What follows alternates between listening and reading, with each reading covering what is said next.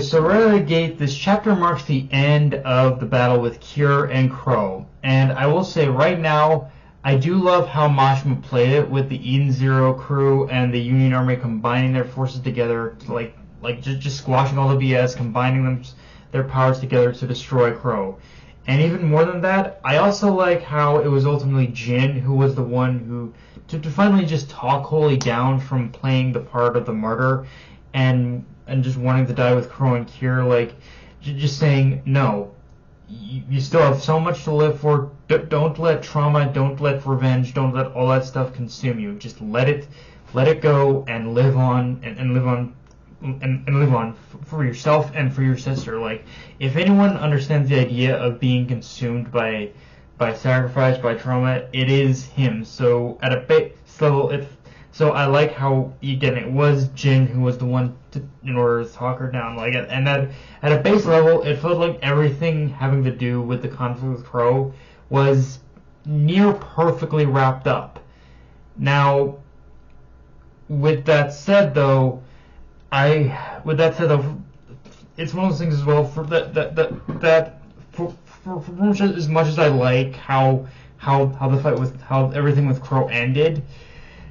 It is also one of those things where we're carrying over from what I said last week. The pace at which it ended felt a little rushed, and I suppose a shout out to Ugly Nerd who left a comment on my last review, which sums up my feelings on this week's chapter perfectly. Which is that for as much as I love how Crow was ultimately dealt with, part of the problem is that it feels like Mashima had intended for Cure to be like the second to last big bad of the series before getting to Ziggy, but ultimately, because Mashima rushed a little bit too soon into the Ziggy plot, it's almost like he was forced to throw Cure into the mix last minute, creating this weird and awkward situation where ultimately I love Crow as a villain, and I like how he did ultimately go out. I just don't like the person who is considered the real Crow, which is Cure. Like, again, I want to make it clear right here and now how this end. I love how this whole thing with Crow ended, but the pacing is a little harder to square in my mind because of the whole thing with Cure. Like, again, it's one of those things. It's a very love-hate relationship. I mostly love it, but that Cure thing is the whole Cure thing is forever gonna be a bit of a weird sticking point for me with this. Now, with all that said, this is very much one of those chapters that kind of leans heavily in the idea that the Eden Zero crew have, for the most part, subverted the future of death that, according to Ziggy, is supposed to happen come full circle. And I do still believe, for the most part, that they will get out of this alive, except for one. And you know what I'm talking about. Like, the scene where Pino shows up, standing between Ziggy and Shiki, that determined look on her face, like, the way they need to spell it out. You, me, we all know where this is going. Like, a heroic sacrifice is going to be made today, and Pino is going to be the one to do it. And the funny thing about Pino for me is that Pino has always been one of those characters where, personally, she's never been my absolute favorite character of the crew, and it's not even one of those things where I necessarily think she's a bad character either. She's been one of those characters that's just been there. But I think that's also why I'm fearing for her death so much as well. She's a character who's been there. She's always been there, for good or bad. She's been part of the crew, journeying alongside them, having fun on adventures, sharing laughs, tears, and even in certain situations, proven herself to be an irreplaceable ally and friend in combat. So, just seeing her in this situation, staring down Ziggy, undeterred, willing to do what she needs to in order to finally put an end to him, like, the more that feeling that this could be her final moments does start to sink in for me, and it makes me say that I don't want her to die, but I know she more than likely is going to die. Like, I think the other reason why I'm also so worried for her death is beyond the emotional that I have grown attached to her, is how Shiki is going to react to her sacrifice. Because the thing with Shiki right now is that he's already lost so many people he cares about that losing Pino might be the final straw. It might be the thing that pushes him over the edge in a way where there might be not be any coming back for him. Like, I think I shudder to fear as to what's going to happen to Ziggy, to Shiki, if Pino dies. Like, I think I don't know. Like, I worry about what this is going to look like the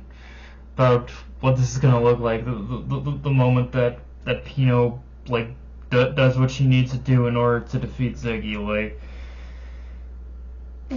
it's I don't want to keep repeating myself and say that he's going to give himself completely to darkness, but some major change is definitely going to happen with Shiki the moment Pino dies. Like, I think that's just a reality we're gonna have to face, and I'm scared of her dying, and I'm scared of what that is gonna do for Shiki. Honestly, like, he's been warned many times before not to give into the darkness of Satan gravity, but if Pino dies, that might just be the trigger, where he gives in fully to the power. Nah, and I'm worried for that even more than her dying, honestly. Now, circling back a bit to the whole thing with Crow, one thing that's also on my mind as well right now is that with Cure dead, what's the relationship between the Eden Zero and the Irashian States Interstellar going to be like now that the architect of what's created the whole environment of the Irashian States Interstellar is gone? Like, was this just a temporary truce and they're going to go back to going at each other again, or just what is the next step here? Like, the only route I can see this going for right now is the Inner stepping down for a time and continuing to work with the Eden Zero crew until the business with Ziggy is resolved. But even then, armed with the new knowledge that everything they believed has been to an extent fabricated, you'd think there might be. I mean, don't get me wrong, Shiki has, I guess, done deeds, but it's like what are they going to do? One would think the next logical step would be to help take down Ziggy for now and refocus on reforming the way the government, or at the very least the Interstellar, operates. It's all these. This is one of those things where it's all these little questions that need answers, and I don't know how exactly Mashima plans on providing those answers. That worries me right now, because it does, after this chapter, it does feel more and more like we are headed for the end game. Like, for better or worse, we are headed for the for the final moments of the series here, and I'm not saying the story is gonna completely fall apart in the climax or whatnot, but there is an aspect here because of what's happened with Crow and Cure that Mashima does need to tread lightly with how he proceeds from here and what narrative decisions he makes. But yeah, guys, that's pretty much all I got for this review. If you enjoy the video, like, comment, subscribe. Follow me on Twitter, Analyst Crunchyroll. Be sure to notification bell, the subscribe button, and just share the video around, guys. Dark Knight of N.A. signing off. Later, everyone.